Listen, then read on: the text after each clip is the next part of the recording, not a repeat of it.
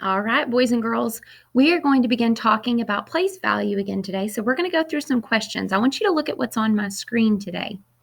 Now, sometimes whenever you are looking at something like a test, it's going to give you parts of information that you don't need. You have to focus in only on what the question's asking you. So that's what we're talking about today. Look at these three boxes. One is A, B, and C. True or false? And you're going to explain this to me. The value of A is 570. Now, in the statement that I just said, which box did I ask you about? Only box A, right? I did not ask you about B or C. So is there any point in even looking at those? No, not this time, right? So look at box A. And I said the value of A is 570. Is that true or is that false? I want you to pause if you need to, think for a second, and then explain your thinking.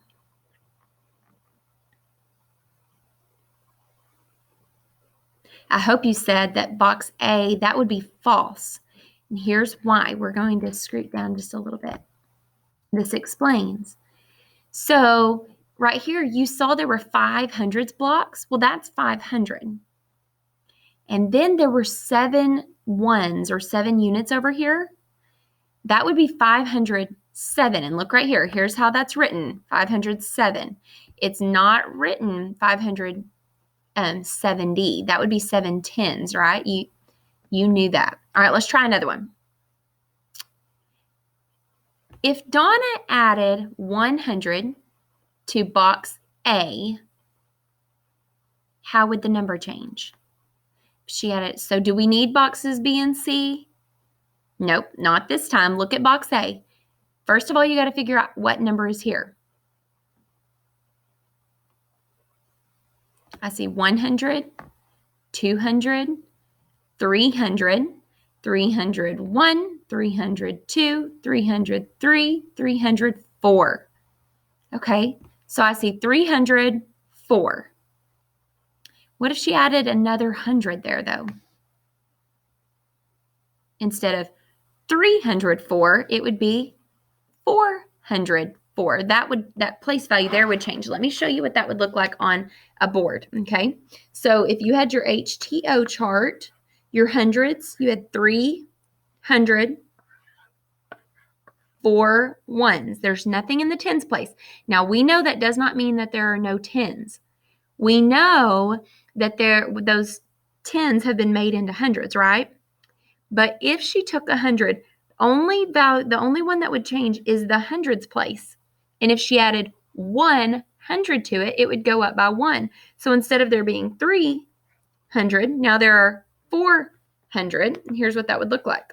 404. 404. That's what that would look like. Okay. Look right here.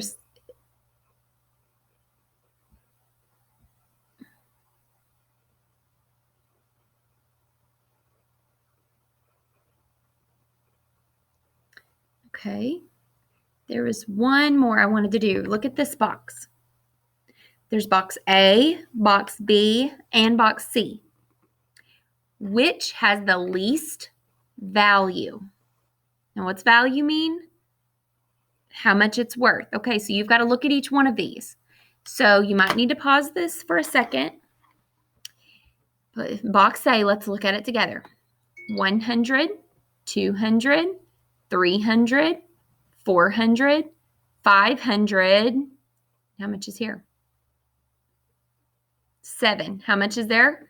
507. So see, what I do, you might get out a piece of paper, and I like to take notes. So I'm going to put A 507. One good reason for jotting down some numbers is so you don't have to remember all of that in your head. By the time I go through and count box B and box C, I might forget what I'd gotten as my total in box A. But if I jot it down real quick, then I won't have to remember it in my head. So let's go to box B.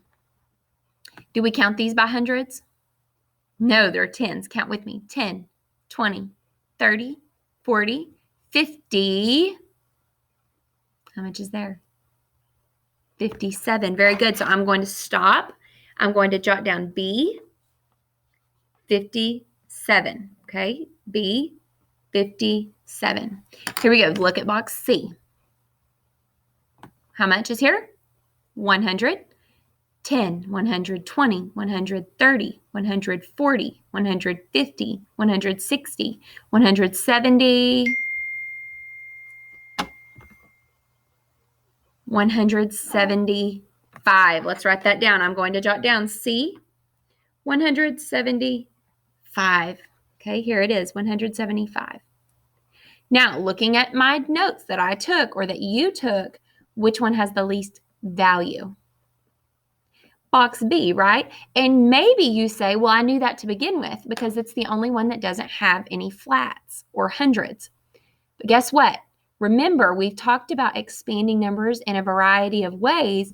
And if they had taken some of these numbers and put them out in all 10 sticks instead of grouping them together into those hundreds flats, it might have been a little bit more difficult to see. So don't just assume that you know that before you actually go back and look, okay? All right, it's been fun doing some place value with you today. I'll see you soon.